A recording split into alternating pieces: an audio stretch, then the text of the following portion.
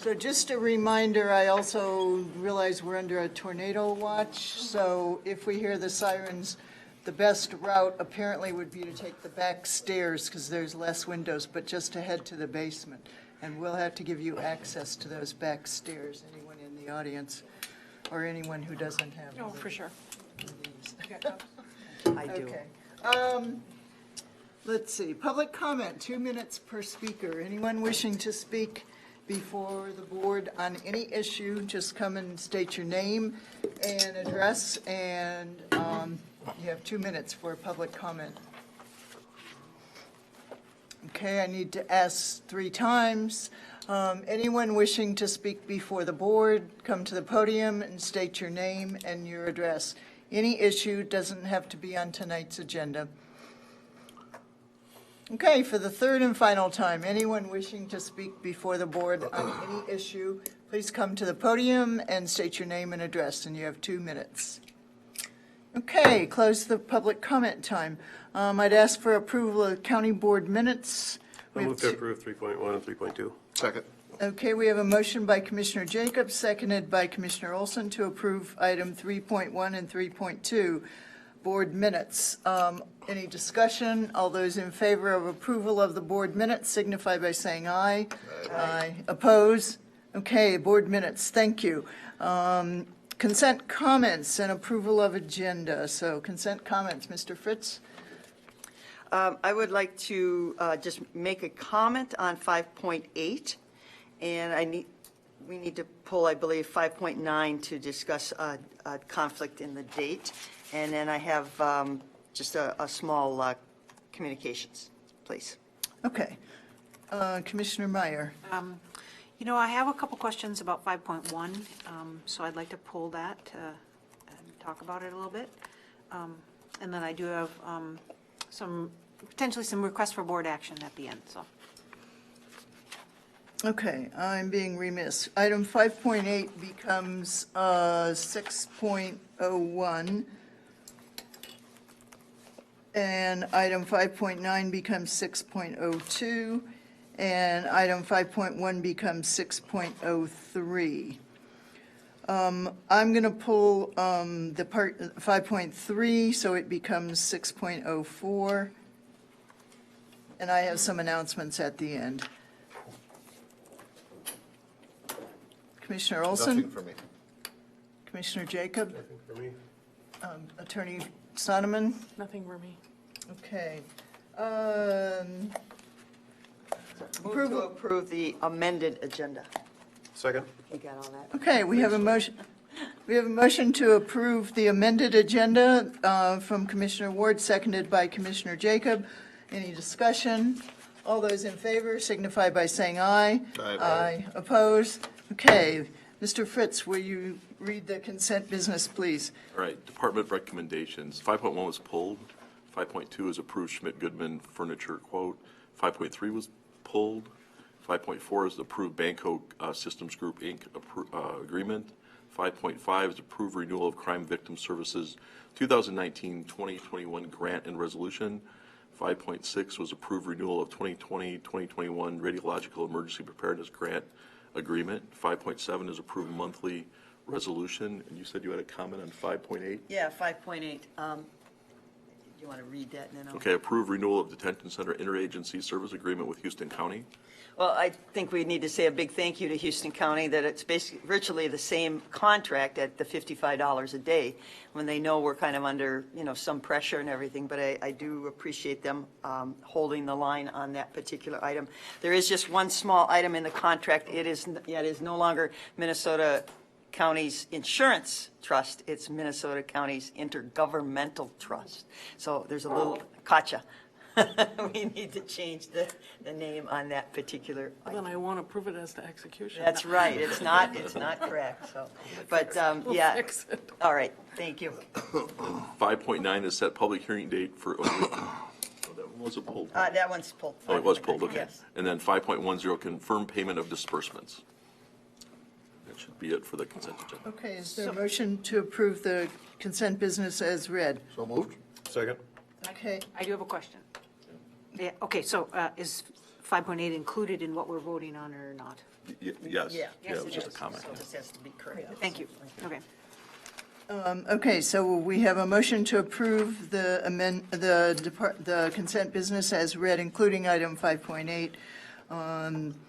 Motion by Commissioner Olson, seconded by Commissioner Jacob. Any further discussion? All those in favor of approving the consent business as read, signify by saying aye. Aye. Aye. Oppose? Any oppose? Okay, thank you. Okay. Now we have item 6.01, which we've actually dealt with. So 6.02 is actually the former 5.9, so it starts on page 139 of the agenda. This has to do with setting a public hearing date for the truth in taxation and fee schedule. It's proposed to be set as December 11th, prior to the board meeting, which has been moved to the evening. No, there's no board meeting. It Oh. conflicts. The 11th is a Wednesday. It's a Wednesday. Oh. It conflicts with the bi-monthly township officer meeting. So I would Okay. propose that we move it to the 12th. And it has to be at 7. It has to be after 6, so 7 7. PM, because there's an extension meeting at 5. Right, there's an extension meeting at 5, so I would, Okay, yeah, we can't have a conflict, so. move that we set the public hearing for the 2020 budget, December 12th, 2019, at 7 PM. Okay, is that a motion? That's a motion. It would also be the county board meeting. Oh, okay, and the county board meeting, because that would follow. Okay, I'll second it. Okay. We have a motion to amend this and set the truth in taxation for 7 o'clock for December 12th, 2019, and to be followed by a board meeting. So we'll be changing that, changing both of those. Any discussion? Okay, the motion is made by Commissioner Ward, seconded by Commissioner Meyer. All those in favor signify by saying aye. Aye. Oppose? Okay, the motion is approved. Thank you. And 6.03, that can be found on page 15. That's the former 5.1, acknowledge receipt and approval of the 2020 Citizen Advisory Committee process and timeline. So Commissioner Meyer, do you have some comments? Yep, thanks. I was looking at there's a blank form that I think describes what it would be like for someone to apply online. And I'm trying to understand that if it's a section for references. Yes? Okay. That was my first question. So thank you for that. Then the second thing, I know that this board has talked in the past about changing the appointment of planning commission members so that they are not just elected by, or just appointed by the chair of the board, but they would potentially be elected by the very same process by which we elect other members of our advisory boards. And I guess I'd like to have that conversation and know how people feel about it. And I don't know if it's appropriate to have it as a part of this conversation, this presentation. So I wanted to bring it up here, but if it's not, I'll bring it up again for the board action section. Mr. Fritz? That requirement's actually in the zoning ordinance. Yes, exactly. So I think we'd have to ask legal, would have to go back to the plan commission then? Planning Probably, commission? yeah. I was just trying to boot up the Yeah. I think zoning it stems ordinance. from state statute. That too, Yeah. yeah.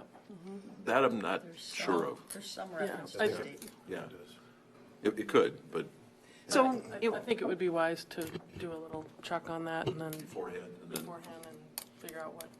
great, and that's really all I would have expected tonight, even if it was just policy, we can't just change policy tonight, so, yeah, well, okay. Yeah, actually, I would like to know the background on that, so if it is part of state statute, that I just need a little more information before we can have that conversation.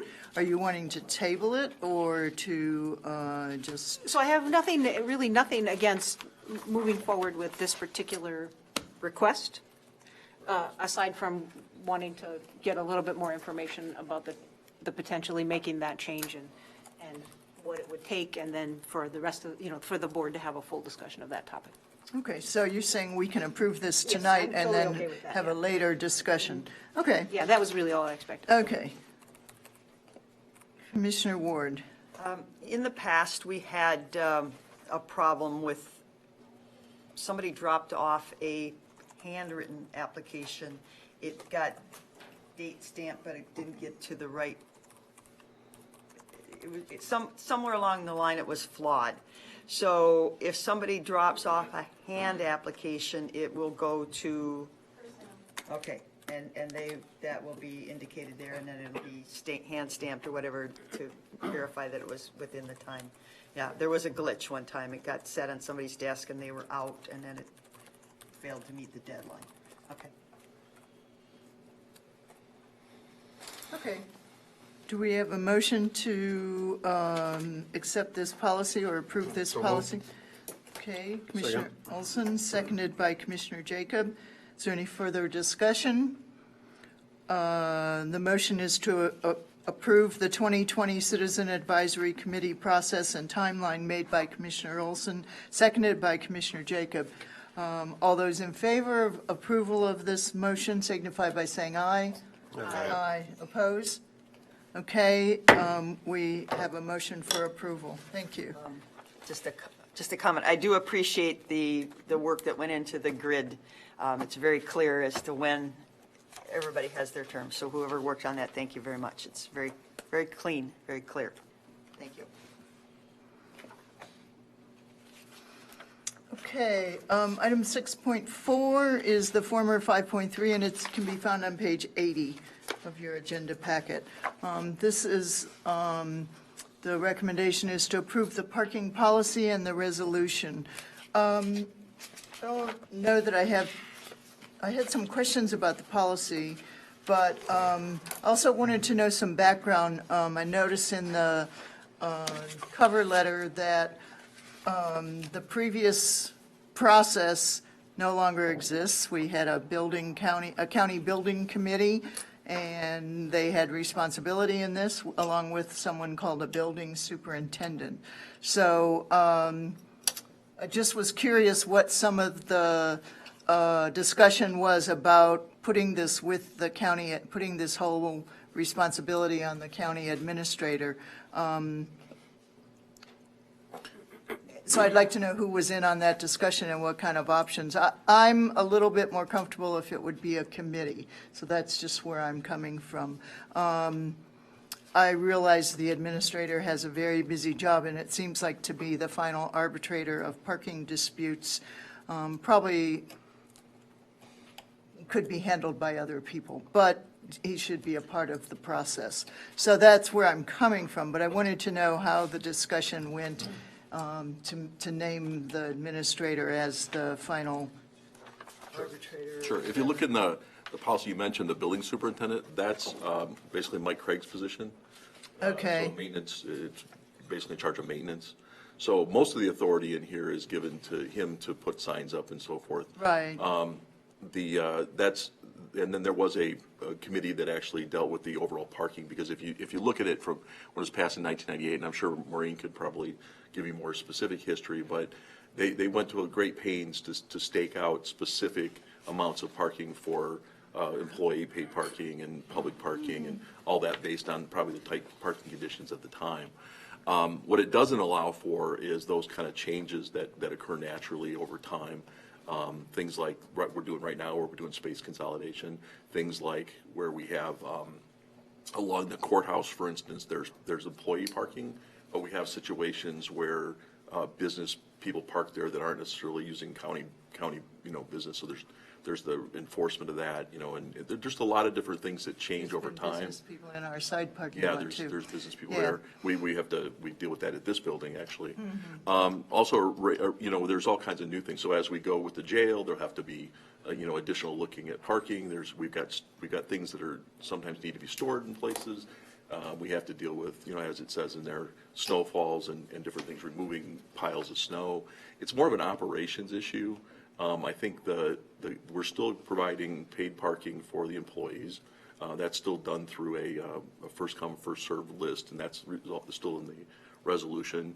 And we took out the reference to specific lots because the lots change over time, and the parcels sometimes change Right. depending on what we're doing. We're doing a lot of different work, and we're suggesting later tonight, suggesting to look at some of the, some other parking options, which, you could have a committee, but it's really not the kind of thing, at least from my understanding, that you would need to do. This isn't like for instance, right now, we have some signs on the county office building. They say county, something like county office business or something like that. Let's say, for instance, you need to change that vernacular. Okay, right now you'd have to have the committee, you'd have to come up with some, decision, you'd have to change the ordinance or the resolution, because the resolution right now calls for specific language for those signs. If you needed to put a new sign for when we got the disabled veterans parking vans, for instance, we had 2 of those. Well, we have to make sure that there's a place for them, and in some cases, there might not be. There may be. We may have to take a parking space that was used for the public, and maybe now we're going to temporarily use it for something else. We have to sign it. You couldn't do that technically couldn't do it under the old resolution, because no one had the authority to do that without changing the wording in the resolution. Yeah, I don't have any disagreements with that part. I guess, I don't know what the options are going to be for outside the Human Services building. Like do we know how many spaces are there now? I guess we do. Do we know how many of those spaces will be designated for paid employees? Yeah, for instance, in the discussion we're going to have a little bit later on the parking, Is that in there's, par- yeah, but we're not recommending any change to the current public and employee paid parking at the county office building.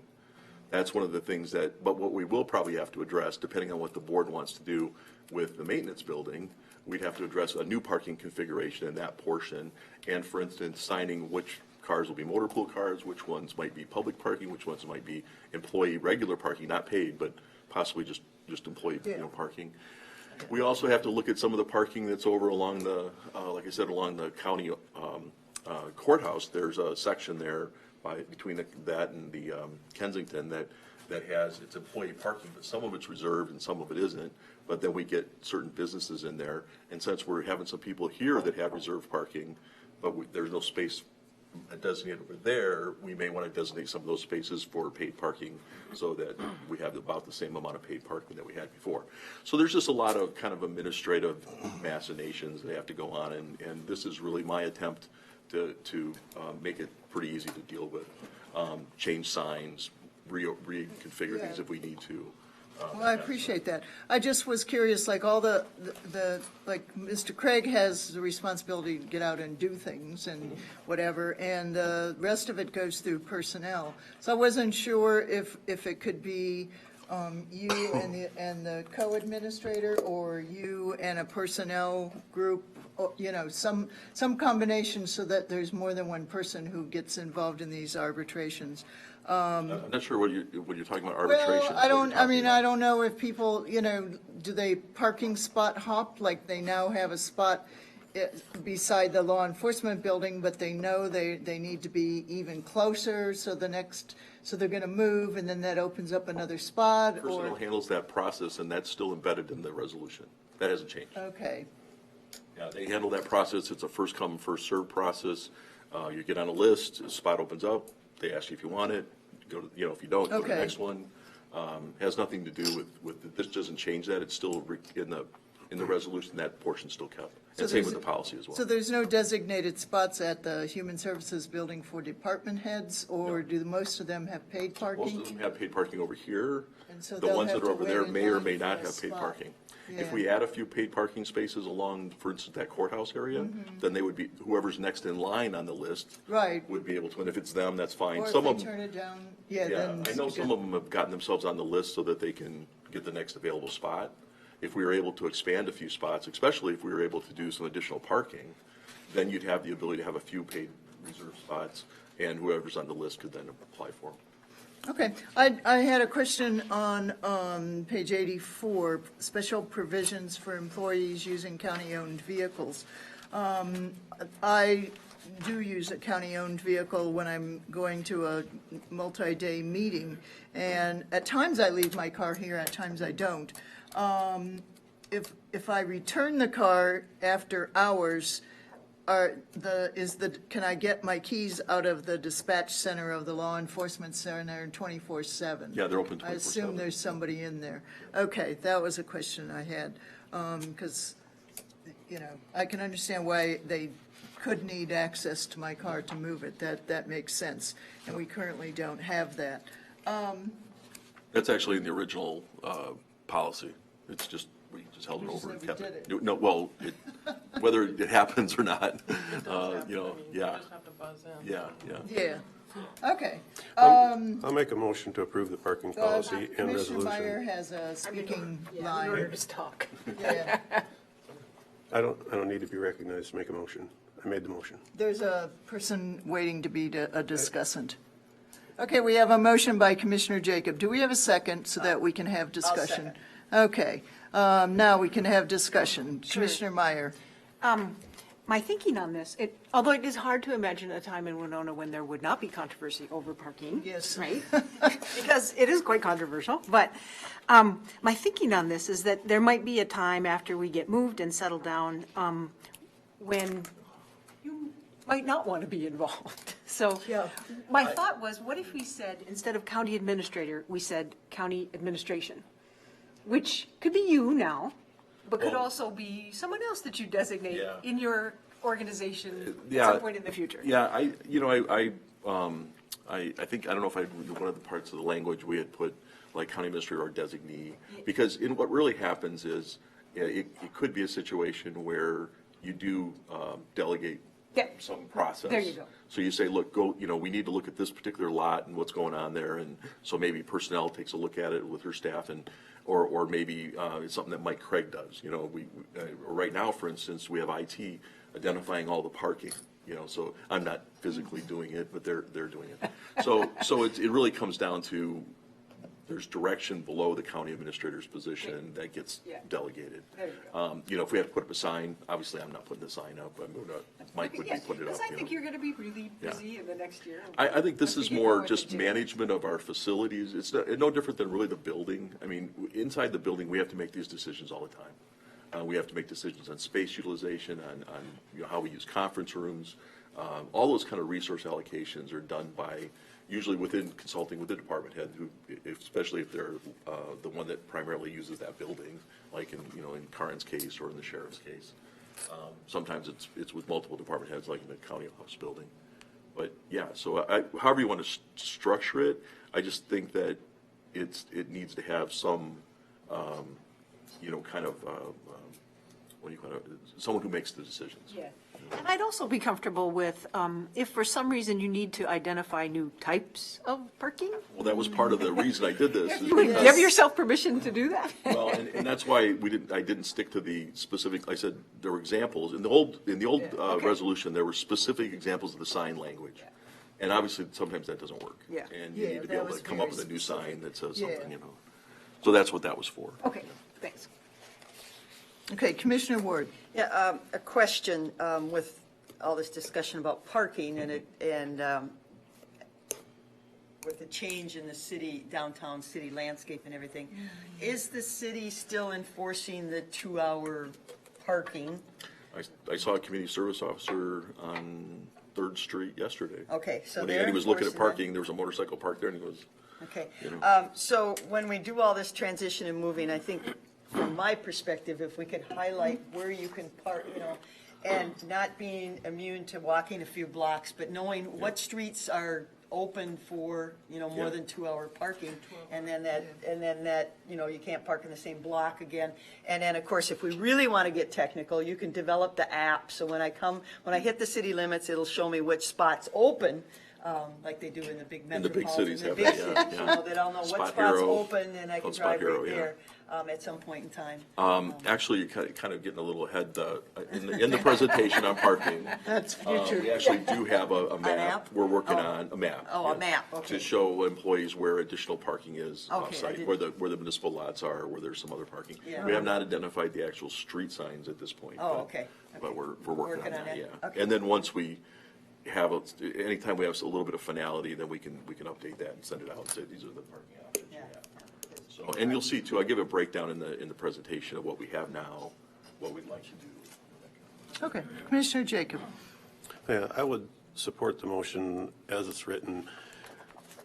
There's going to be a lot of moving pieces coming up in the next 2, 4, 6 months, maybe a year.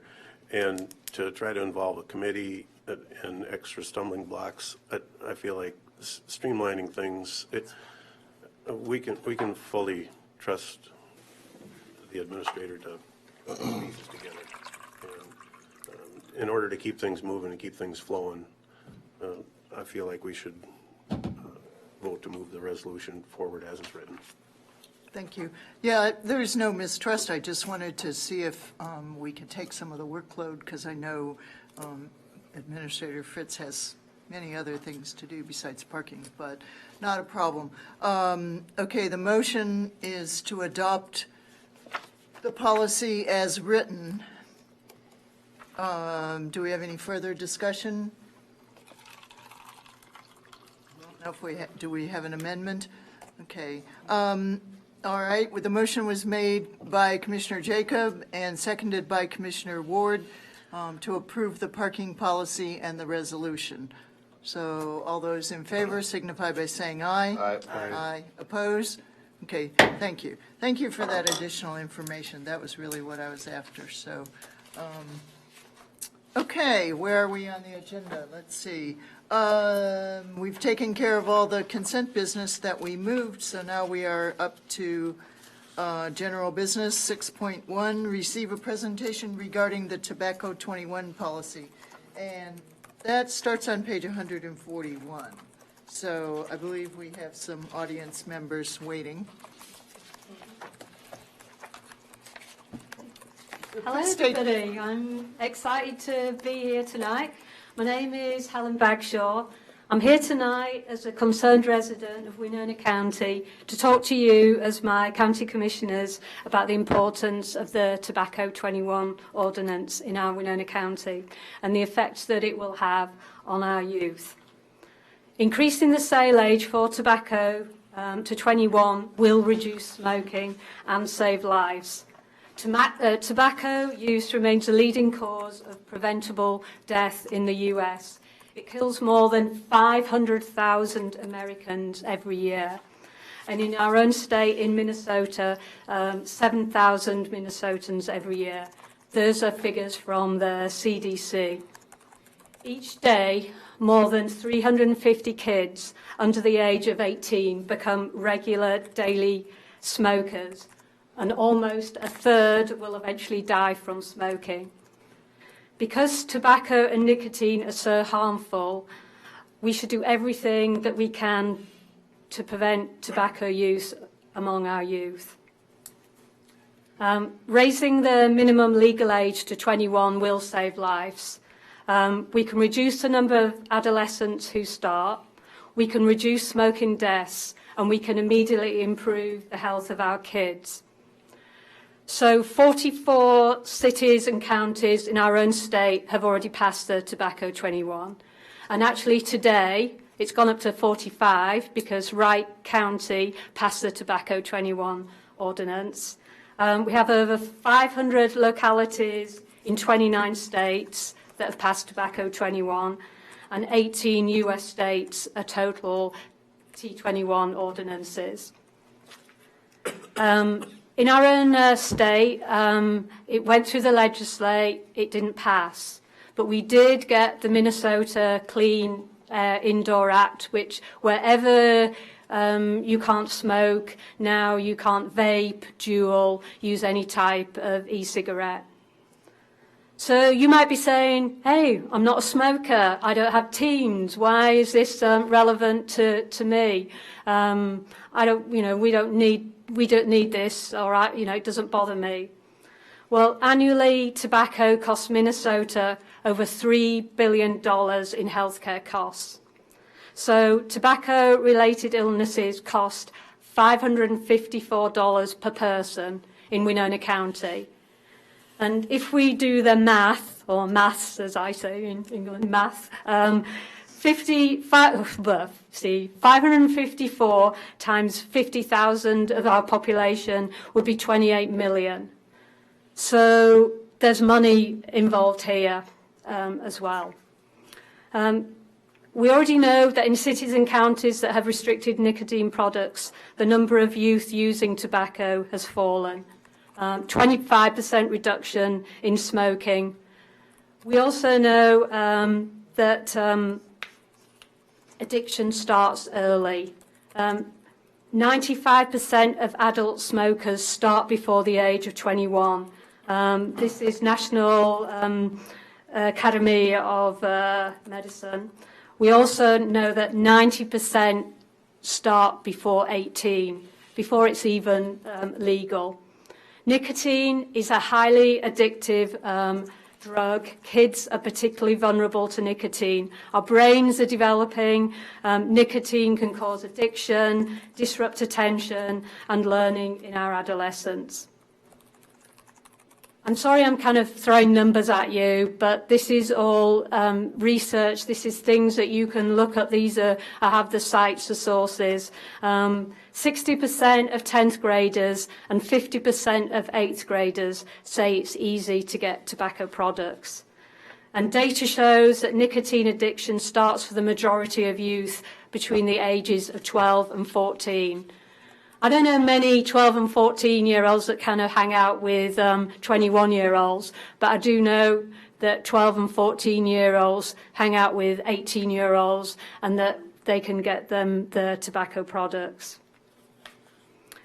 Adolescent use of e-cigarettes has skyrocketed. 1.5% in 2011. It's now 20.8% in 2018. It's making the number one form of tobacco use among our youth in the US. And our own data in Winona County from the Minnesota School Survey showed that 23.5% of Winona County 11th graders use any tobacco products. So lastly, hey, and I could talk for an hour. I could keep you here we can discuss this. There is so much information. There's so much I want to share with you. You might be looking at my extremely, trendy looking hoodie here. The tobacco manufacturers, not only do they use flavors and sleek products like Juuls and vapes, this is a vaping hoodie. So, here I have my Bluey, which is my e-cigarette. This is a disposable e-cig for $13, buy it anywhere. It's got 2.4% nicotine in, same as 2 packets of cigarettes. And here is how I vape. So this is easy to get. You get this off the internet. How can we, when we see things so easily and so cool and attractive to our teens, how can we change it? What can we do? I'd like to introduce Pauline as well, and thank you for allowing me to speak.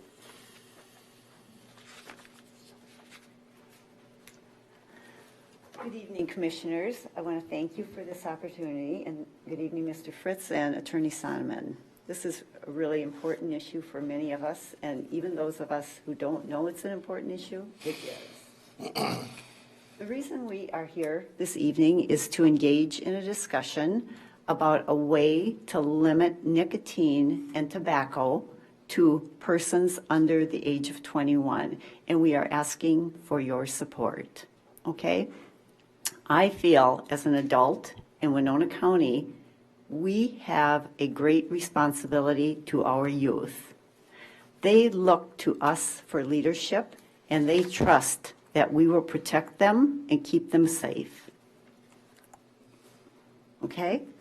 I've been in healthcare for a little over 40 years, and every day I go to work, I see the consequences of tobacco and nicotine addiction. At Winona Health, I work at Winona Health, and at Winona Health, every person that comes in, either in the hospital or clinic, gets assessed for their tobacco use. So we have to ask them, do you smoke? What age did you start? How much do you smoke? And all of this data is, we are required to report that to the insurer and also to every federal and state payer. So guess what? Here we are. It comes all back to us. Okay? I guess I just want to leave you with that note. So whether you smoke or not, we are all responsible for this issue. And I feel a great responsibility to our youth. Thank you very much for having us this evening. Could you state your name for our records? Oh, I'm sorry. My name is Pauline Krause. I'm sorry. I thought I said that up front. Thank you. And I'll be brief. You've all been very patient. I'm Alex Sharp. I'm a family physician in Winona, and I thank the county board for letting me speak. First and foremost, I want to emphasize how important it is to think about having a public hearing for this issue. I wouldn't stand here today knowing that I hold within me some very troubling facts that urge me to talk. First and foremost, I could easily say that it would be important to pass any type of legislation or ordinance to prevent premature death, heart disease, cancer, etc. However, what troubles me is that the e-cigarettes and vaping products that do contain nicotine and would be covered under this Tobacco 21 legislation are causing immense harms to our teenagers and young adults that have been irreparable. You might have heard in the news how there have been reports of deadly lung diseases, seizures, psychological instability, etc. The problem in the medical community is that we do not have the research to understand why this is all happening. It's terrifying. I get questions every single day from parents wondering why this is happening, and we're rapidly trying to assimilate the research to give advice, but what we have in front of you right now is the ability to curb the epidemic and to stop causing more harm before we wait for the research to catch up to it. Some of the great facts that were stated today, I'd just like to reiterate that 1 in 5 Minnesota teens reports e-cigarettes and vaping products use, and then 1 in 10 middle schoolers in Minnesota report that. So this is starting at young ages, and it's not, it's being caught by teachers, it's difficult to enforce, and I'm hoping that you can take into consideration passing this as a county. Finally, as a family physician, I'm in an easy position to be able to see the direct correlation between the start of nicotine addiction and then the final product. So just last week, I had one of my first patients of the day was a 13-year-old who actually was struggling with e-cigarette addiction already. And they were telling me about how irritable they had become and how much they were craving it and skipping class in order to get a Juul. My very next patient was a grandfather who was struggling to breathe and on multiple COPD medications that I was trying to manage and try to keep him off oxygen. It's easy for me to draw that line.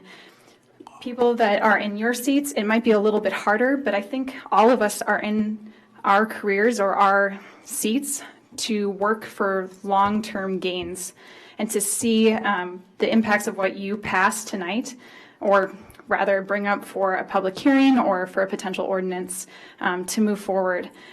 I do emphasize that if we don't decide to join with other counties and cities, we will be isolated, and I do not want to be a place that becomes known, counties surrounding us, as a place to go and get your Juuls by our teens. That's just not a place that I chose to work in or want to live in.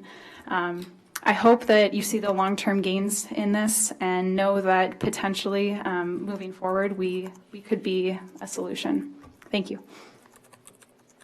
Thank you.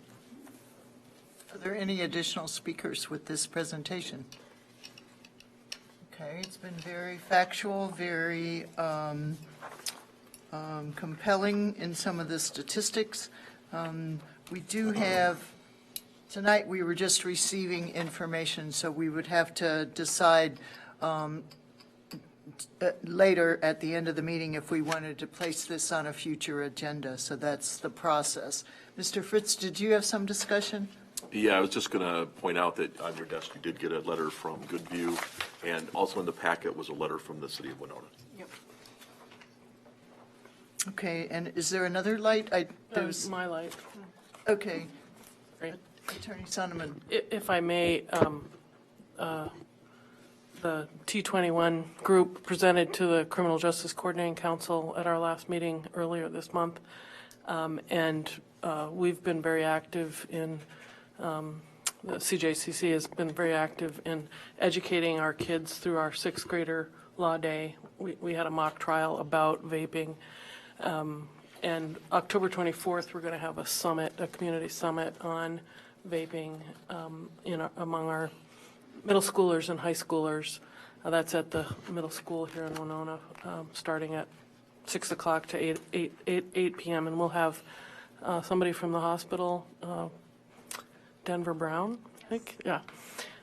Okay, and possibly somebody from the Department of Health, but it's an opportunity to educate the community, particularly our teachers, our parents, anyone who is interested and compelled by this. As you can see with all of what's going on, every day there's a newspaper article about who's died from vaping.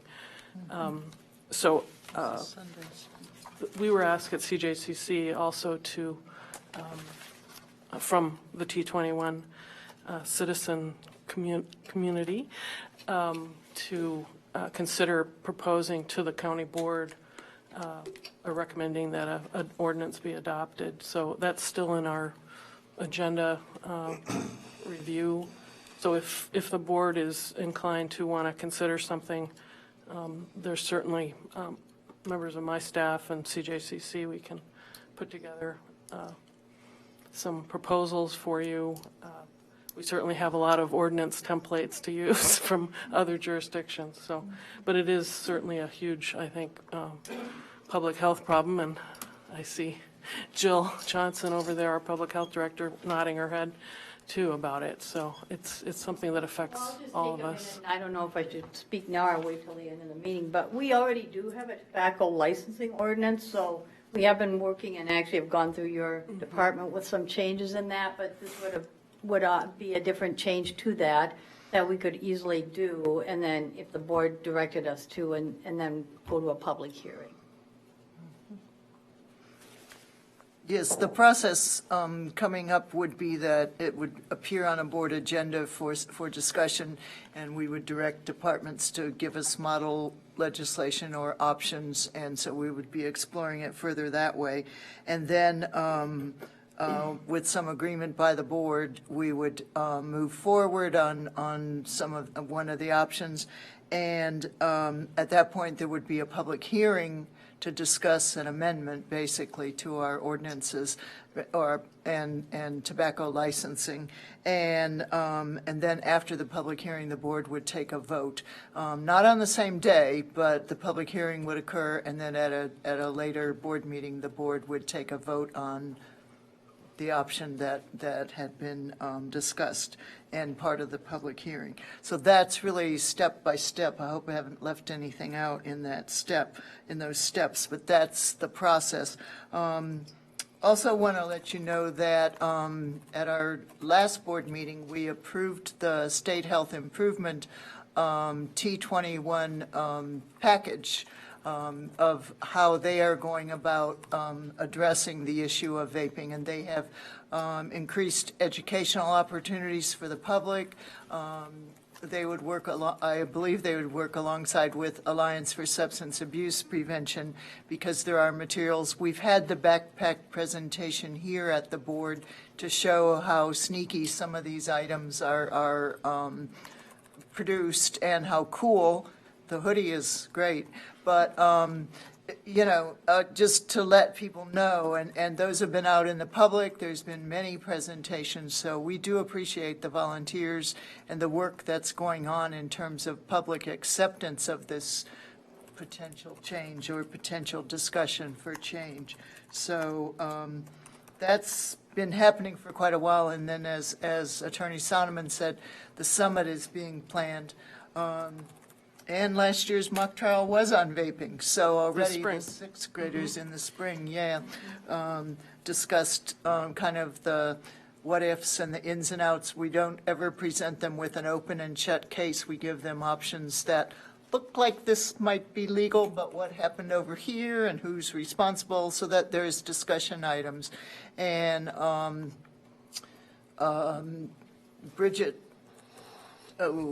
Bridget's last name is Klinger. She goes out to work in the public schools before they come in for Law Day to work on the script, to work on a presentation about what's going to happen and what issue is being addressed, and then the teachers address it, and then there's follow-up discussion in the classrooms. And every sixth grader in the county, except for St. Charles, for some reason, comes through that mock trial and Law Day in early May. So we do reach a wide audience, plus their teachers and staff, and sometimes parents are along as chaperones and things like that.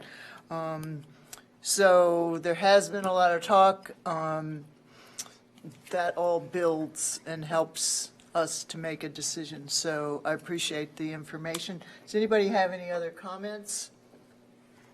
Well, Commissioner Ward, I'm not really yes, looking at you, but I just wondered if you had comments. And again, we'll discuss this later. We're just receiving the presentation Right. and everything. And we endorse the education and everything. And again, all our worlds are different, but there's a lot of people that have not heard of this and are not informed. And so there's a whole constituency base that it's not on their radar. So it's not an overwhelming swell to do this in my world. So education is going to be important. Yes, that's true, yes. And anybody can request that backpack presentation through either SHIP or ASAP. So that's currently open to anybody. Okay, so the recommendation is to receive the information and the presentation, so I thank you very much. We won't vote on that because we did receive it, and it's very compact here. You've got 2 city support letters, and that's important too, so thank you.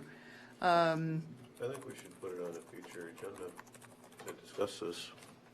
Okay, usually we do that at the end of the meeting, but can we do it?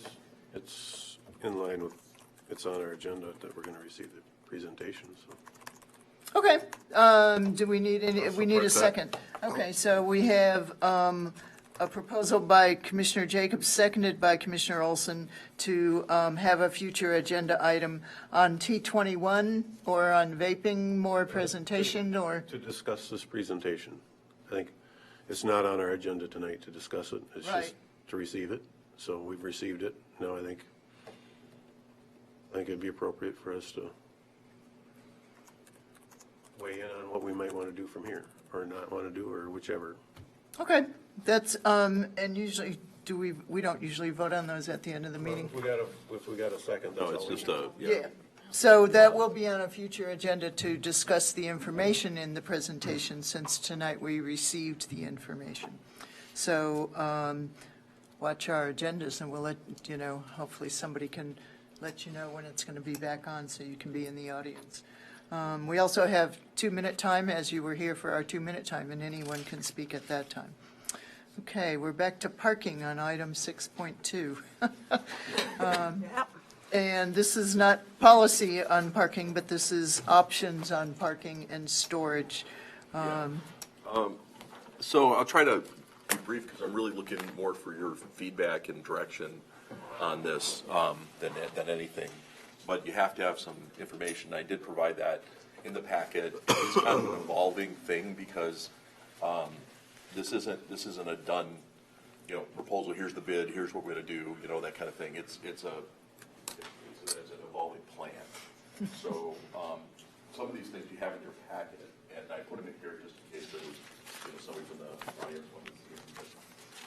Basically, the parking over just the consolidation and just in general, we don't have a lot of parking over at the county, and everybody knows that. So, But we had, What's that?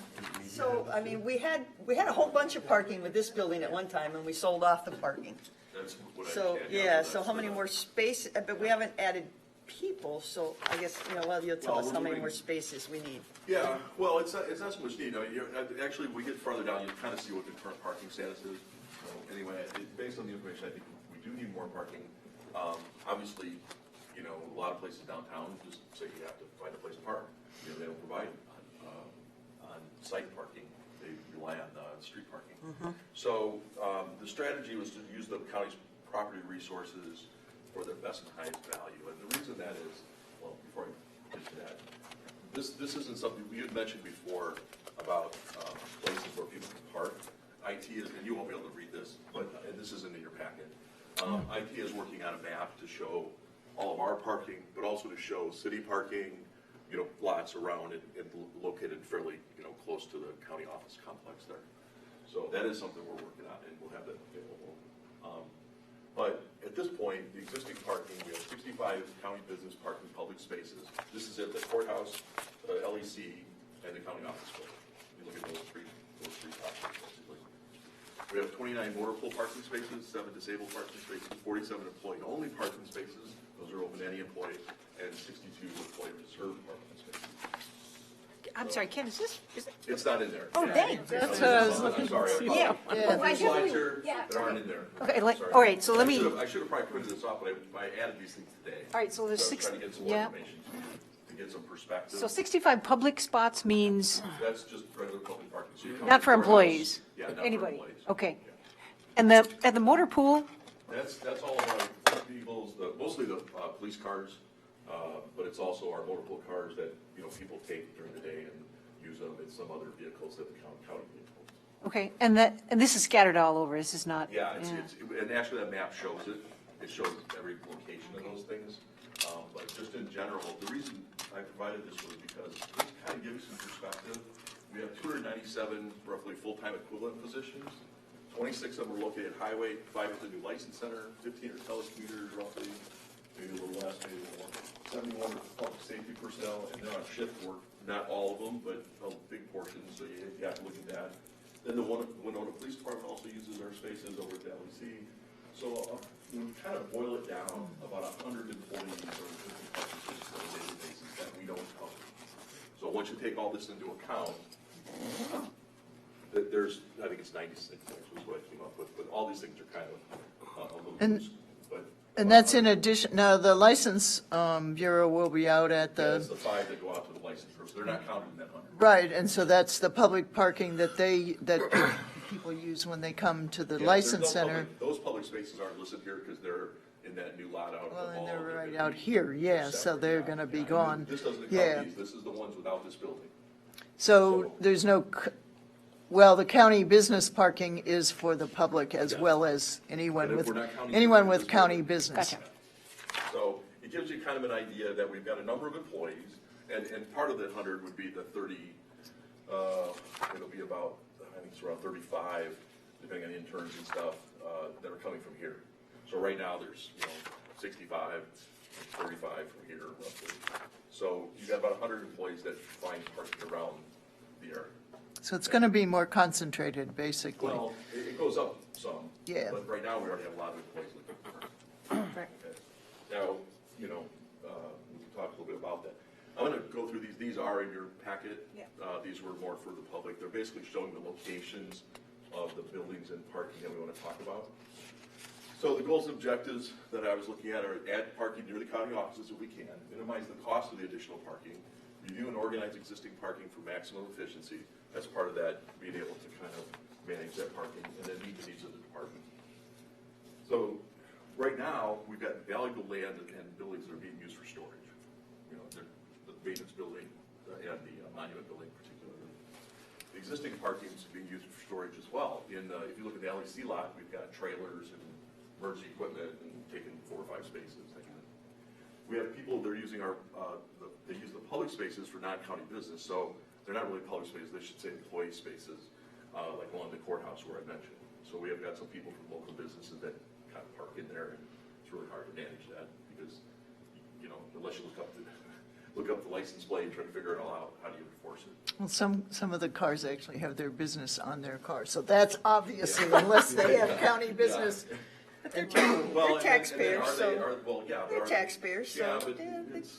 should get a couple hours Are free. are those spots marked as county? Marked employee only, but we have 2 types that are by that area. One is Paid. reserve parking. Which and is there's paid. employee only. Reserve means they've They paid for that spot, yeah. 24/7, and then the other one is anybody can park there that's an employee. We have other ones that are public parking where you would come like for the courthouse or whatever, but some businesses, and it's not a lot, it's a handful, but, you know, they do park in some of those spots, and, you know, we could park them, maybe pay reserve parking and pick up a few spaces out. Outdated signage and parking, some of the signage is, well, number one, it's faded, so we need to replace some of them, and some of it just doesn't apply anymore, and some of it's kind of strangely distributed. So the signage we would have would be reserved or whatever for Well, the you have, paid spots. employee, And then we would public. have employee parking, and then we would have County parking business only. designated for Yeah. county business. And there might be a few, well, you got your disabled. Yeah, how many? Right. That's state Yeah, and mandated then law, isn't you it? might have, I don't, well, we have motor Well, the pool. veterans have a special sign. And we have motor Yeah. pool, so that's different, because we want the motor pool cars to be Yeah, in the same but- place you can find that kind of thing. Yeah. You got some for squad cars and so forth at the LEC. And then we're losing some parking due to space consolidation, not off that grid I talked about, but from here. You know, we just don't have that parking. So the parking resolution was passed in 1998. There's been changes in uses and needed since then. We don't have a lot of money for parking, and we have limited places to expand parking. So that's kind of where we're at. So maybe we need to pass a resolution to the city of Winona that they need to build a ramp. They're passing resolutions to us, we'll pass a resolution to them. that they need to- I mean, it's not a huge generator of funds, but the funds that people pay for their reserved spots, does that just go in the general It goes budget? right to general revenue. Yeah, general revenue, okay. So, there are a number of options that I think we could do based on basically the monument building and the maintenance building. They're all predicated, though, on finding a new place for public safety storage. If we don't find a new place for public safety storage, there's not much you can do, because it's kind of like a domino situation. So, we'll talk about that a little bit. Do we know the options? There are a lot of moving parts. So the jail facility, which is going to take up some of the parking again, Yeah. but then we're going to have additional parking, some in that extra lot that we don't currently. When the concept plan was done for the jail, it came out pretty close, and again, without knowing the real footprint of the jail. Right. You know, after it's designed, you don't really know. But it kind of came out actually it added maybe a couple spaces. And that's just what's in that LEC lot, so those remained almost the Right, because same. you're using some of that lot, some of the grass next to it, Right. hopefully. And then you're displacing that parking, but then you're adding a little bit. It came out about the same. Okay, so we didn't gain Not much. necessarily in that lot. Yeah, I don't think you're really getting gain by the time you put the building on there. It's going to be kind of tight anyway. So the rest of that MnDOT property, the Dahl building will disappear, Well, again, it's going to be building, mostly, and there'll be some drive-through, parts, and then some green space. And it all depends, too, on how much space the state gives us. yes. If they take, there's a sidewalk there, and so they'll have some easement, Yeah, and depending on how that how plays far out, away from that, we have to go Yeah. and cut the space for the property down. yeah. So we'll have to see how that comes out. And there's But no are- parking under the bridge anymore, ever, yeah. Are we under the city's rules for amount of parking that's, and where? No, I mean, we're not, you mean for the jail? Or Well, for when you the- build a building, there's codes that you're supposed to, for different classifications of businesses, you're supposed to have Yeah. so many spots and Inmates don't housing. really have a card. And so, and I see now that the city's maybe gonna let you put covered bicycle Yeah, instead of versus for cars. drivers, And says, but, so we would, so the county office building isn't a new building, so it doesn't fall underneath any of those requirements? No, It's well, kind we're of- not really, we'd be adding space anyway, any Space. parking to that.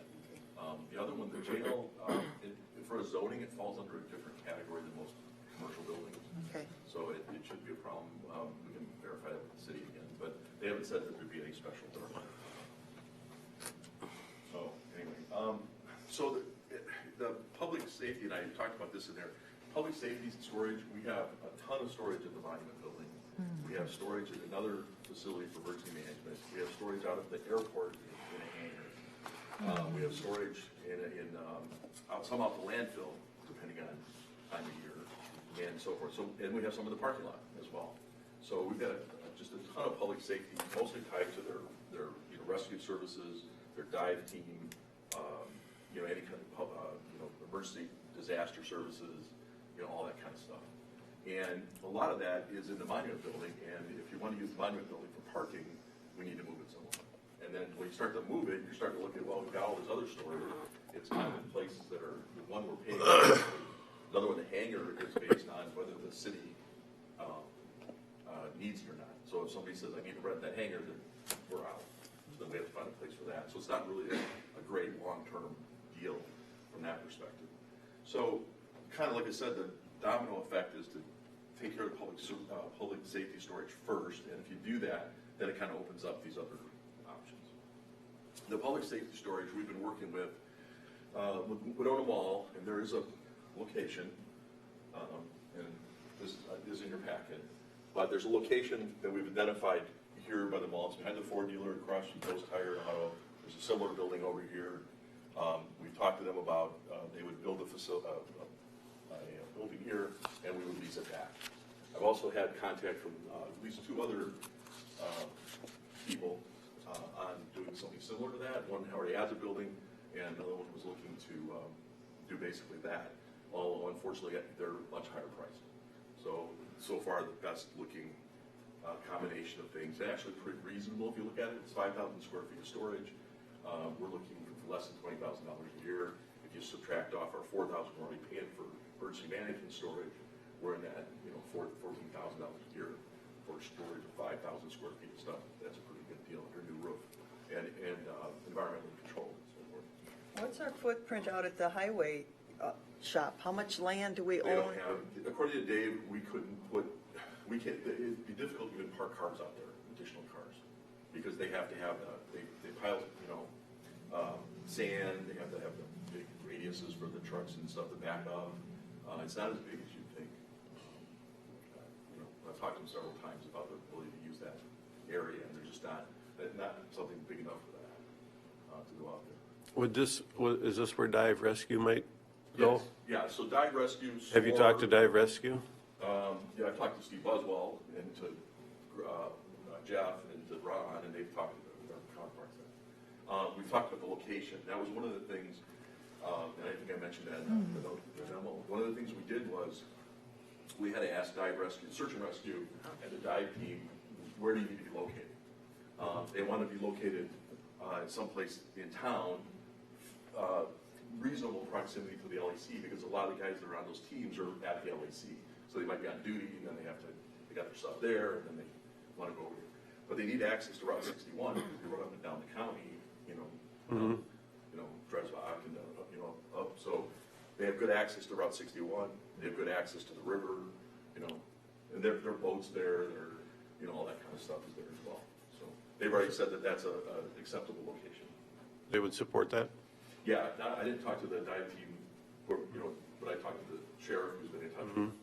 So Okay. the sheriff's approved, And as you know, Steve's on the dive team and all that stuff. So have we explored, there's a lot of land on the east end back in the quote industrial park, but that's way overpriced? Well, some of it's funny because I don't want to take my time, but I talked to the city. There were lots back there by the ice rink.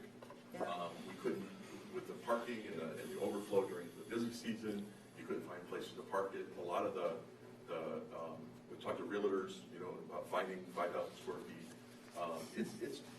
There's a lot of buildings, but they're either too much for us, price-wise, or they're just not available. It's funny, you would think there'd be tons of storage in those industrial areas. Yeah, now outside of town, it gets a little easier, but they need to be very close. Because we had talked about, you could do something up on the landfill, but that's too far away from them. So. And plus, this arrangement, we're not paying for the property, we're just paying, on an annual basis. If you had to pay for the property plus build the building, they're estimating the building's a couple $100,000 alone. So, $200,000 building, whatever for the property, it would be way more than $14,000 a year, unless you amortize it over, 20 or 25 years. So, and at some point, if the county board wants to do that, they could always do that, but at least for, Is that a 10 years. is that a 10 years. long-term lease? Because Which it isn't seems bad. like every time the county turns around, in the past, when the counties wanted to buy something, the price always hits top of the market. Well, In the we past. could get a longer lease, but it'd lock in the price, but, I think, but right now we're talking 10 years. So, but again, nothing's in stone, we're just going in this direction. I've got one other person who's interested, talk to them, see what their pricing looks like. We've got the other one that was too expensive, and that's what we've been able to find. I've been working on this particular part for probably maybe 9 months. Trying to find anybody that could fit our bill. Do they know how long it would take to construct a building? I mean, This is a steel building, so it doesn't have all the. Just kinda it's goes- basically a steel building. There's a little kind of bathroom office area Yeah. inside. Some places to put their diving suits and stuff. Right. And the rest is basically a big garage. okay. So it shouldn't take long to construct. But you did say climate controlled, right? It'll have some basic. It'll have some like in the office and the bathroom. Would be. So it's heated or it's not heated? Yeah, it would be heated, but not to a garage standard outside of the spaces people like, like the bathroom and the office. Yeah. So, yeah, would things freeze? No, that's the whole point. They need to be subject to, you need to be able to start them. You need to be able to get out, get down to the river. You need to be able to get out in the snow or whatever. So that's why you need to be inside. Otherwise, we just store them. Obviously, the weather, but you can store them outside otherwise. Well, so what you said was a garage standard, It's a which, garage yeah, I don't know what that is. Well, 50 so- degrees, 45, but Yeah, above yeah, I freezing? mean, you're It gonna- wouldn't yeah, freeze, but you Greg wouldn't would- sit down and we watch haven't decided movies. yet, but, Yeah. Greg would probably weigh in on that. You're talking, either radiant heat or some blower kind of thing that, not the. But it won't be 70. Yes, yeah, I mean, it's, No. yeah. And you also don't want the cost of electricity or gas to be through the roof either, so. You're Yeah. just trying to keep the stuff from freezing and be able to keep it in a running condition. So that's kind of the idea there. Once you do that, if you go down that route, this is something like what the building would look like. It looks a little long in this picture. It's because I pulled the picture apart and made it wider. It doesn't quite look like that in your picture. It looks a little more compact. So they don't need any meeting space or anything like that? It's really It's store really stuff just in a storage with a small office and a bathroom? Yeah. Yeah. And the placement of the garage doors would be different. We might not need that many, that kind Yeah. of stuff would depend on circulation inside and all that. You're basically just putting a big building that's warm enough to keep things from not to be able to function. Probably wouldn't But need an is this awning either. just totally for this building is dedicated to solar?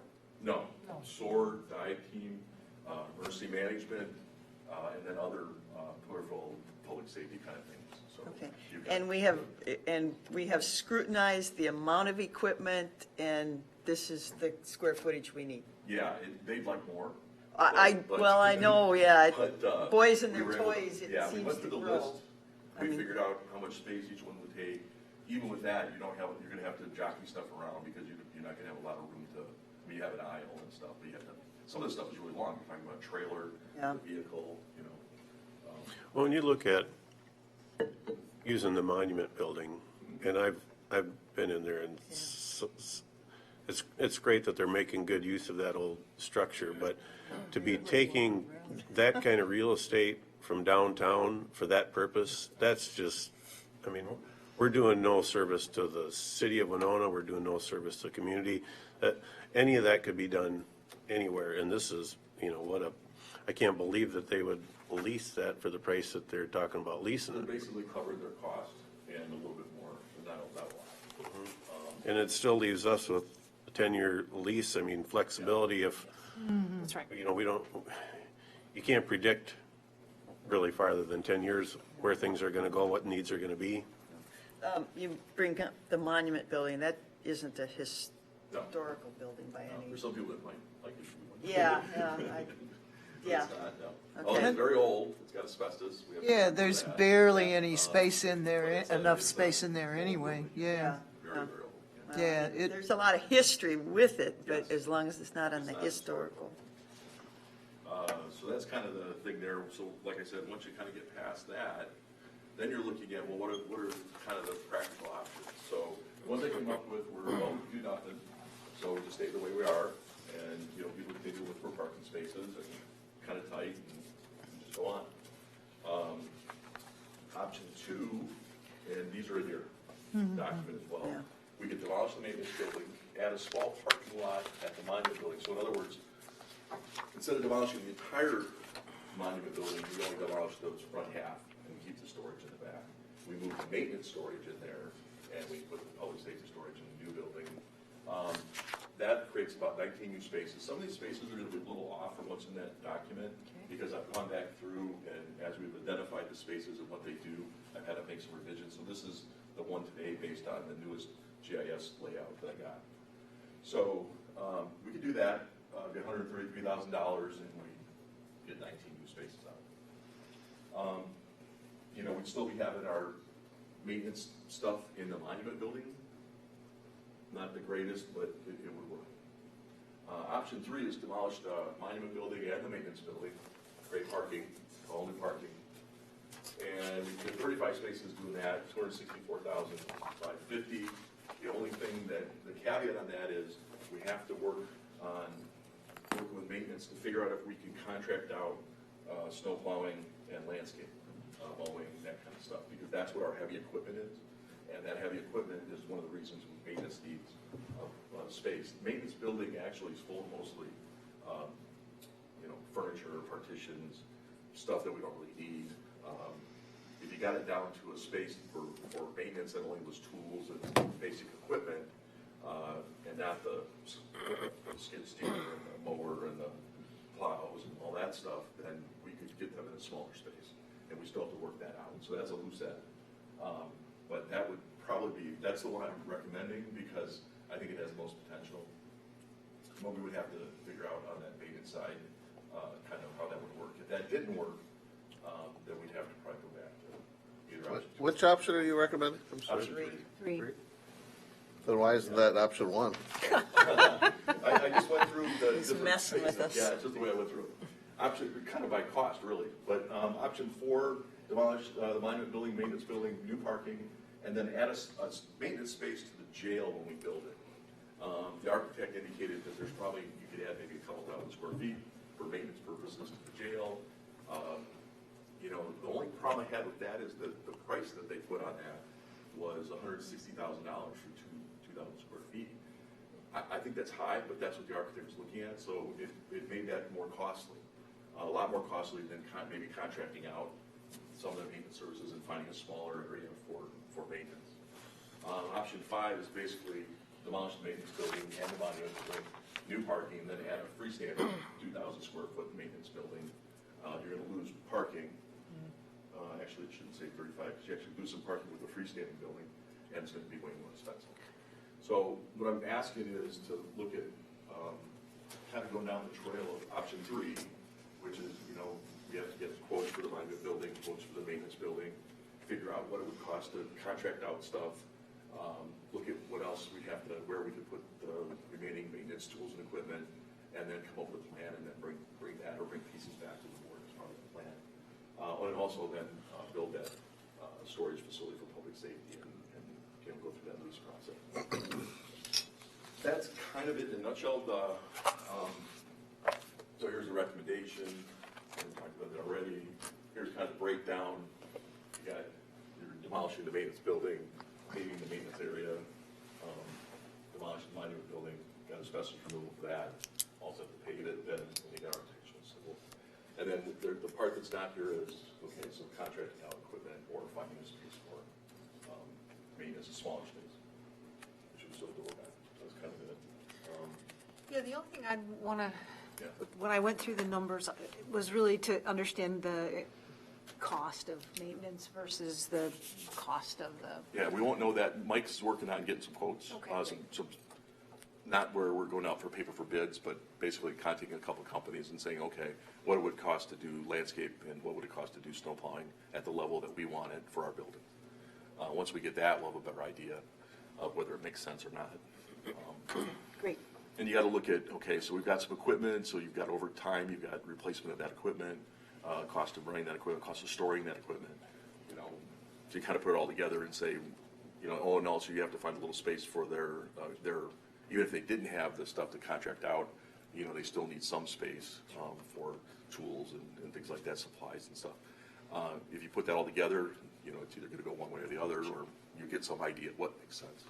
And how many maintenance employees do we have? We have 4. So Where does sentence to serve fall in all of this? Does that, they have a trailer, and then they use some of our space sometimes. the but for maintenance most part, building? Yeah, they have a trailer. We included them in that, the public safety building. It's one of the on the list there. You know, if there's things we could store outside, obviously we would, but there'd be a little space for their trailer there and that kind of stuff. And we also still have the landfill. So even though the landfill doesn't have the greatest buildings, we keep our seized vehicles out there. There's a pontoon boat out there that they believe SDS owns, but kind of a hard time pinning down who actually owns it. There's I think it was for a water cleanup, from what I understand. Maybe it's for aquatic invasive species Some of this is, test you know, or you get something. this, yeah, it's kind of like folklore, you know. And we have a building out there that we did improve it only had half of a floor, we put a full floor in. Yeah, So we didn't you could add keep, some like- heat? Yeah, we added some heat. So we could put some things in there that we could store out there that would be either in transition to selling, for instance, if it was office equipment or whatever. There used to be a lot of filing cabinets out there, there still are. Right now, we're storing a lot of partitions and things that we don't, or furniture that we are in process of trying to figure out what we're going to do with. And then there were blue bins out there as well for the recycling, that program. There's some other stuff like that. But, so we also use that as best we can. So, Okay, Commissioner Jacob and Commissioner Ward, your lights have gone on. I feel like the contracting out kind of falls in line with what we're doing with Enterprise and letting Enterprise handle all of our fleet of vehicles. I also see like big companies, Walmart's, Target's. Years ago, you'd see them doing their own lot clearing and snow removal and maintenance, and it's become much more the trend now for those places. They're contracting those services out and rather than doing them themselves. So I think those services are more professionally available through the privatized market than what they maybe would have been 10, 15, 20 years ago. And then, of course, we don't have to deal with the union on those particular services. So that seems like a good direction to go. And it leaves you with flexibility. If it doesn't work out, you could always go back to buying your own equipment again. Okay, Commissioner Ward. All these moving pieces, and I appreciate all the work that's being done and trying to come up with solutions and such, but life is also about timing. It's fortunate and unfortunate that we don't know how the whole Fastenal project is going to impact parking. We don't know, you know, the city has discussed at different times, I don't know how seriously, about some type of, you know, parking structure. And I was just asked this evening before I came to this meeting, are we saving any money by doing all this stuff? And, in my opinion, the sad answer is, well, initially, no, we're spending a lot of money. Will we save money in the long run? That's the goal. But again, I was reminded I'm government, and sometimes that those don't mesh up. I guess, 3 looks like it makes probably the most sense. And with Mr. Fritz's, recommendation. One thing interesting, and we don't do it much in this country, is though many years ago I had the opportunity to visit Japan, and I was amazed. Of course, they all drive small cars. We don't have these big cars, and we don't have these pickup trucks and everything. But they literally had what I would refer to as car hoists. Yep. They stacked them. It's like an elevator with- yeah, like an I've seen those, elevator and yeah. such. So, the person No. that was in first went up, and then the other person went down, and so you'd have to coordinate, when you left that time of the day. But I mean, you can imagine a city the size of Tokyo and the amount of population and all those little cars. So maybe there's a market here for somebody to build a commuter car that's really narrow, and so we can get 2 cars per spot. It may come at some point, but all our cars tend to be getting bigger, Yeah. not smaller in this country. If you look at what's on the market and such, everything seems to be growing. But it pains me to spend this kind of money, taxpayer dollars. I guess it's in the name of, quote, progress, and maybe it'll pan out, maybe it won't. Yeah, at one of the presentations for Fastenal, my remark was, because they were talking about parking, and Steve Sarvey is, he's so tired of hearing about parking, bless his heart. But, 400 additional employees downtown is not going to make it any easier, obviously. And so I suggested that with some of their land out at Goodview or at the old Economart lot and all that they could park there and then run shuttle buses. And they looked at me like, what planet are you on? We can't get our people to do that. And I thought, I don't know. So I'm hoping that some of that is still kind of an option. We do have bicycle parking spaces included in this somewhere, I assume. There's some over there now at the county office. Okay. Because hopefully that, that's always an option if people can do that safely. Okay, Commissioner Olson? So Ken, from a maintenance aspect, in Houston County, we do contract out for our parking lot snow removal. We use STS to do most of the grass work. But during the day in the wintertime, our contractor will come in and have it done in the morning, but we do need to maintain it during the day because of public safety, and, that's a lot of access during the day. So there is some equipment need, and obviously in location to the facilities would be ideal, and option 3 doesn't give you anything. Yeah, like I said, that's still we said we need to explore it.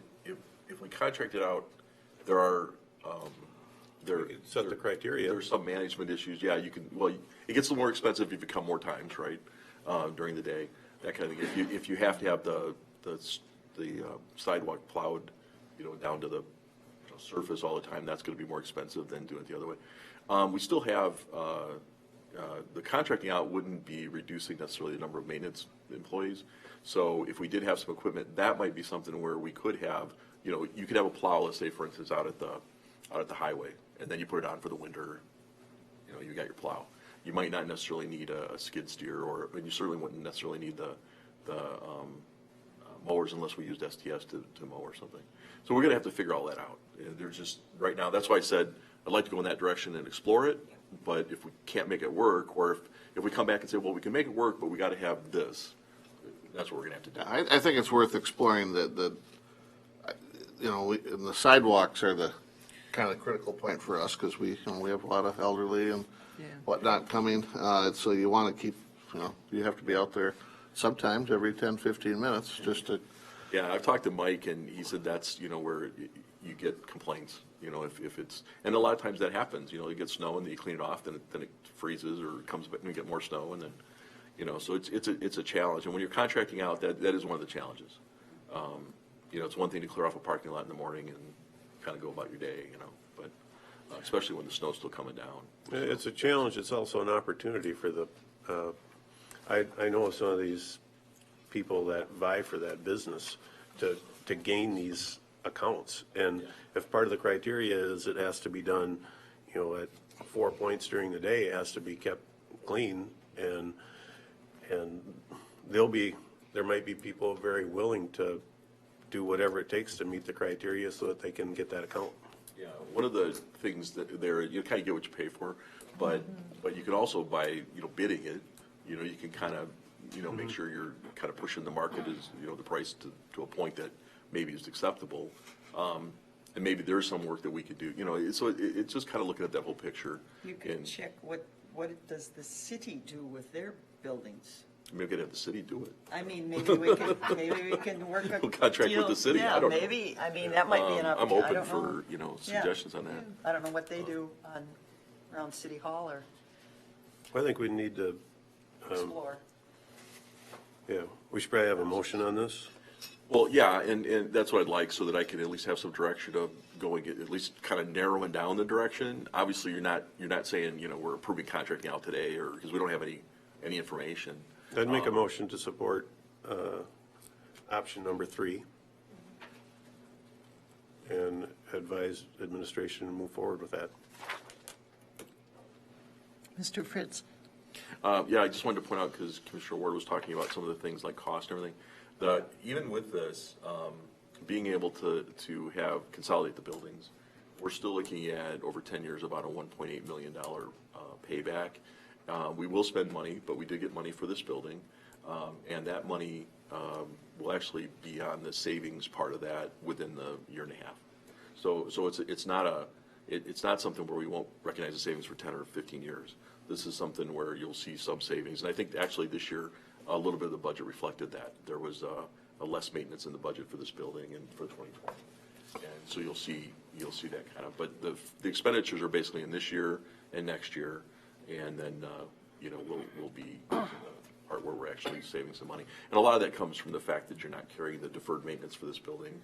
You don't have to replace the roof, you don't have to replace the air conditioning, heating, and all that, which is coming due. And then, of course, the operating expenses on an annual basis. It's not just the financial win, it's the having all of our departments together in one building, administration being able to be in the same building as community services, and such a big budget. People coming to one location for services. I think that there's going to be a lot of benefits for the entire community. Okay, we have discussed that issue. We have a speaking order. Commissioner Meyer? Yep, yeah. Honestly, like I've looked at what are the prices on average in the state of Minnesota for surface versus parking ramp spots. If you think it's the 35 additional, it's right in line, but if you think about it as the total number, which is 50-something that are getting resurfaced, then that's actually kind of a bargain. So that makes perfect sense to me, and if we just, the one thing I'm kind of neutral on the contracting, yes or no, just kind of wanted to see it in terms of a cost comparison. We just don't know yet. Yeah, and that's cool with me, so otherwise I do support option 3. Okay, any further discussion? Okay, we have a motion on the floor to support option 3 and advise administration to move forward. I guess built into that is that to keep us informed with Yeah, obviously. additional moving pieces, hopefully. Yep. As it develops, I'll, you know, come back, and there'll be times where we'll have to make some decisions on those things. And thank you for all the work that Yes. has gone into this. And all This the, is, the kind options of all that are, out-of-the-box thinking and just in terms of choices, so. the options are very clear. Okay, any further discussion? All right, all those in favor of the motion to support option 3 and advise administration to move forward signify by saying aye. Aye. Aye. Did we have a second? I was going to ask the same thing. Yeah, no, we didn't. Oh, think we had a excuse second. me. Nay. Do we have a second? I'll second it. All right. We have a motion by Commissioner Jacob, seconded by Commissioner Meyer, to support option 3 and advise administration to move forward. Any further discussion? All those in favor of this motion signify by saying aye. Aye. Oppose? Okay. Support option 3 and advise you to move forward. Your taxes are higher. We have to pay taxes. Okay. expensive. Last item on the agenda is item 6.3, and you'll find that on page 168. Approve the resolution setting the preliminary levy. So the preliminary levy is proposed at 4.31. Is there discussion on this? Commissioner Meyer? Yes. I'm thinking back to our working session, and the last topic that we talked about before we asked the Administrator Fritz to move forward was the agency funding. And since then, I have gotten, Leo Speltz called me, he's the chair of the Soil Water Board, and he was concerned about the Soil Water Board not being funded at the full $140,000 that they had requested, and concerned about losing staff if they can't give them full-time work. So he did change my mind, and so I would like to propose that we fund soil water at 100%. Now, I did call the administrator so that he would know I was going to make that request, and he indicated that it did not need to change the levy. Am I right in that? Well, between now and the time when the board would consider passing the final budget, Pat and I, and if a department heads find something, we go through it and make some fine-tuning adjustments. So there's going to be some small adjustments back and forth. When I mean small, they could be in the $10,000 or $20,000 range, but across the board, maybe not in one place. And so I think with that, you wouldn't have to change the preliminary levy tonight. We would just work within it. At the worst case, if the budget still showed a negative come the time to pass it, it might be $20,000 or $30,000, and that's in the reserve. Remember, it's a budget, it's a planning document. For all intents and purposes, that's a solid budget. So. Okay. So this kind of change could either be supported by the 4.31 or also by some internal Yeah, adjustments. Pat and I have talked, to give you an example of something that the sheriff brought forward a couple days ago, which we didn't have time to really build into this. Every year, we're looking for the SOAR van to be replaced. And, they're always looking for $25,000 to buy a used one, and because they're much more expensive than that. Well, I believe it was the Nodine Fire Department. I indicated that they're getting rid of theirs, and they wanted $8,000 for it. So we're looking at bringing that to be included in the budget. That's a small adjustment. We didn't see any reason that you'd want to mess with the preliminary levy to do those kind of things. So they happen. Well, we also have a few things Pat and I were reviewing today regarding revenues, and we believe there's a few revenues that are understated because we looked at the history and the trend and what we're bringing in now, and we think they're sustainable, so those may be adjusted a small amount. So by the time you do some plus and some minus, by the end of the year, we should be able to come in within that 4.31 or less if we find some expenditures that, I'm not counting on it, but if we find something that the board wants to cut, we can certainly do that. So. Okay, any further discussion? Commissioner Olson? So the soil and water was 143, if I remember correctly? 128. 128, so it was an additional 7,000? 12. 12. Because we gave him 6. 140, yeah.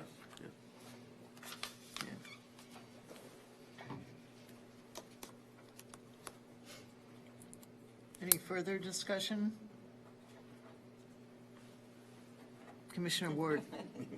She's playing with her Wear the mind. button out. Yeah, I don't know. Seeing how closely I'm Trying to get your attention. Seeing how So closely, I'm- I saw it the first time, but it just went on and off, So I'm yeah. a little, if we want to talk specifics and probably not soil and water, so I was confused why I got a thank you card from Soil and Water. Did we all get thank you cards? I don't know. I didn't get it. Oh, with little smiley pictures on it, so I don't know where that came from because I got we one, but I couldn't pin it to any particular, event or, yeah. anyway. I went to a field day. So but I don't that know if was- it's trying to ploy to get more money out of me or what the ploy was, but yeah, it was a little thank you card. And again, I haven't changed my mind. I will not support this type of increase. We did, when we did our strategic planning and such, we adopted the make it a great day to live in Winona County. And I've been talking to a lot of different people of different, levels of income and position with their land and their apartments or their buildings and their houses, and to raise their taxes when they are on a very restrictive budget. Social Security, I got a lot of people on Social Security. Now, last year in 2019, they did get a whole 2.8% increase, but now 2020, they're looking at maybe a 1.6 or 1.5 increase. And so every time we increase our tax levy, and again, I don't necessarily look just even at ours, I look at townships, school boards, and cities, and how much taxes go up every year for a landowner. And then in a recent discussion at Futures, and that's the AMC, thinking forward thing, some information came out, and it's Compass is a Minnesota group that gathers all this data, and data is only as good as what you get. And our discussion with that data was you can go from cities to counties to school districts. You can play, all kinds of games with it. We didn't feel that the county information was accurate because most of the counties, they didn't list agriculture as a valuable, industry. But when you go to the city of Winona, and everybody felt that their city information was quite accurate, household income, and they start off with less than $35,000. 40% of the city of Winona earns less than $35,000. I don't know. I'm just using the Compass data. So that's a big number to me. 40% earns less than $35,000. And then when we talk, we should get this number, free and reduced lunches. I think it's at an all-time high in 861. That tells me people don't have money. And we all know property taxes are very regressive. You don't have to own property to have your taxes go up. Renters, if their building goes up, the landlord usually is forced to raise the taxes. So with a $52 million budget, we seriously, I know staff worked on it hard, and they went through it, and Mr. Fritz always has an answer for my question on a line item. He always, and they're legitimate answers. I mean, he's not just making something up, but he's got legitimate answers for my questions. But at $52 million budget, we didn't really, we talked more about parking spaces than we did about any, in my opinion, any really legitimate reductions in our budget. And I can't, in my right mind and my right stance and my right feelings for my citizens, tell them make it a great day to live in Winona County by raising their taxes 4.3%. And I know it can come down, and that's just my thoughts. And at some time, I would like to share that Compass data, and we should probably play with it and see how it all, another source of information. Thank you. Commissioner Jacob. Yeah, so I guess I have some concerns about this with being fair with the county as a whole. And I attended the last Soil and Water Conservation District meeting. And at our county board meeting, we looked at all the outside agencies, and I did go to bat to try to get an extra $5,000 for soil and water. I sit on that board, and I justified that by saying that we had shut down the Southeast Minnesota Water Resource Board, and we probably would turn to the Soil and Water Conservation District if we needed services that the Southeast Minnesota Water Resource Board had previously provided. I feel like, so they could see my reasoning. I sat on the board. They kind of backdoored, went to another commissioner, asked that commissioner to come in and readjust their request to get what they wanted. And at the same time, their district manager really threw punches at this entire board. It was insulting. He said our last meeting was a total, quote, complete joke. And that was hard for me to stomach after having gone to bat to get them the extra $5,000.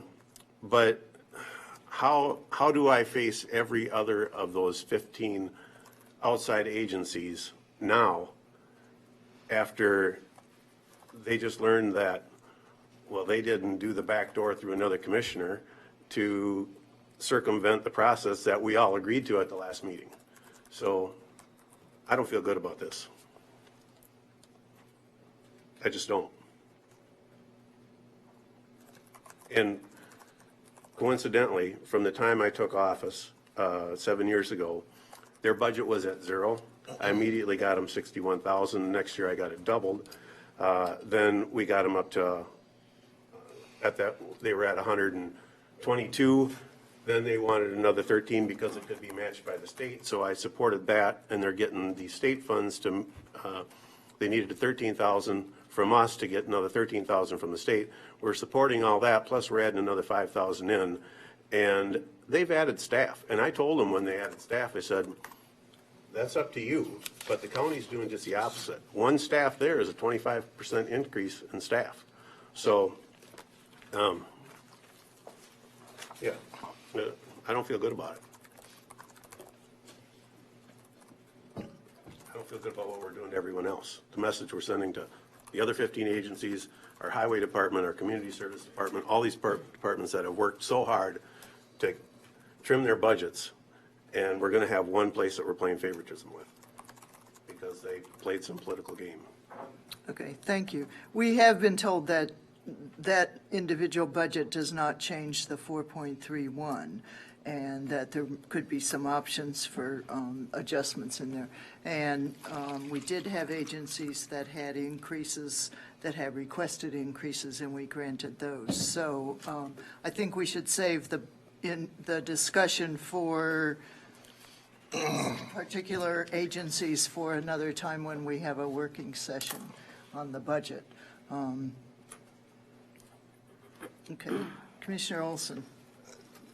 You know, I think I can safely say there's not one person on this table that wants to raise taxes. And we go through the budget process every year. And, you know, it's easy to say no. We can't do this. It's not easy to find solutions. And we work through the process, and I think, you know, we work hard at it. Our administration provides us with a lot of good background and a lot of good work, and a lot of the outside agencies, by doing nothing, we are still cutting because inflationary costs go up. So with that, I'm going to make a motion to approve the setting the preliminary levy and with the addition of finding the money for soil and water within the proposal. I'll second that. Okay, we have a motion to approve the preliminary levy at 4.31%, adding and find the money to increase soil and water to 40,000. 140,000. 140,000, excuse me. Does that capture the motion? Yeah. I saw some lights. Who's buzzing? Well, I was, but I think you need a second on the motion before we discuss. We have Commissioner Olson and Commissioner Meyer seconded it. Okay, so the question on the quote, find the money for soil and water, are you taking money out of reserves? Are you taking money out of some other organization to increase the amount? Where's that terminology is problematic for me.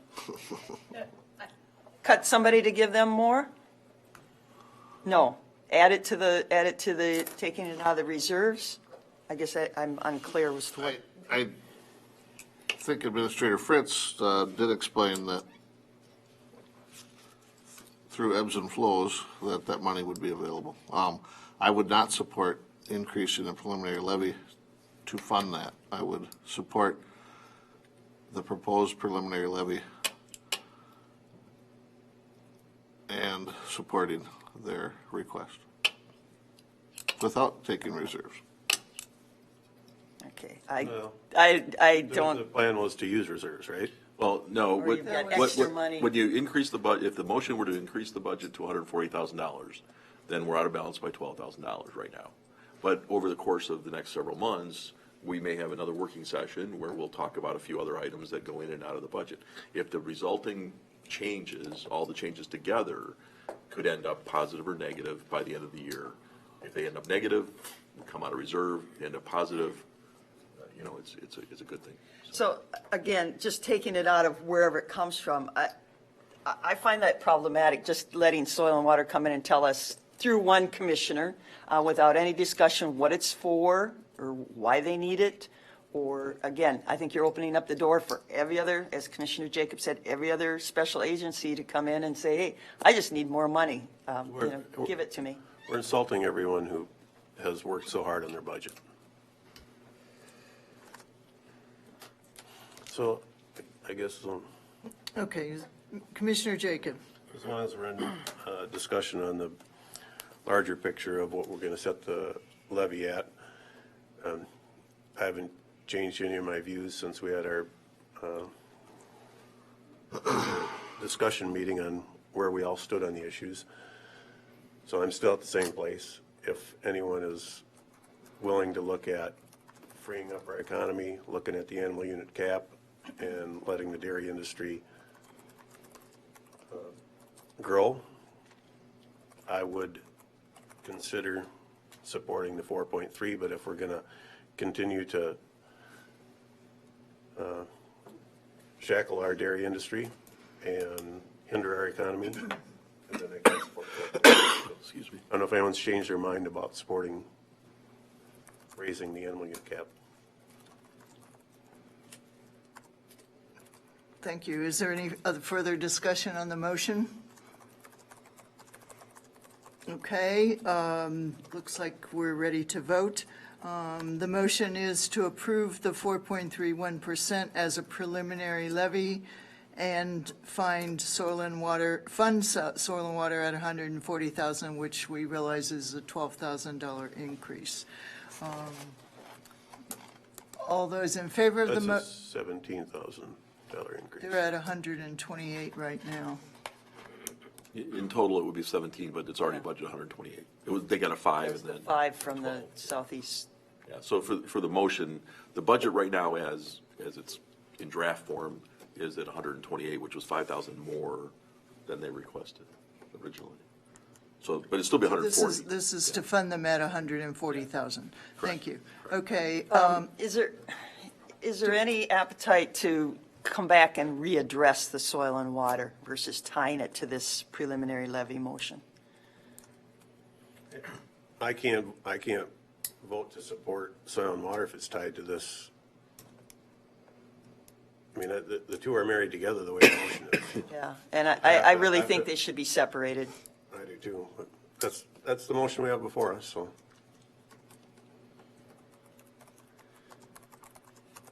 okay. No appetite to. I for a don't see friendly any, amendment? I don't see any lights, Commissioner Ward. No appetite for a friendly amendment to withdraw the soil and water funding and discuss that at a working session, upcoming working session?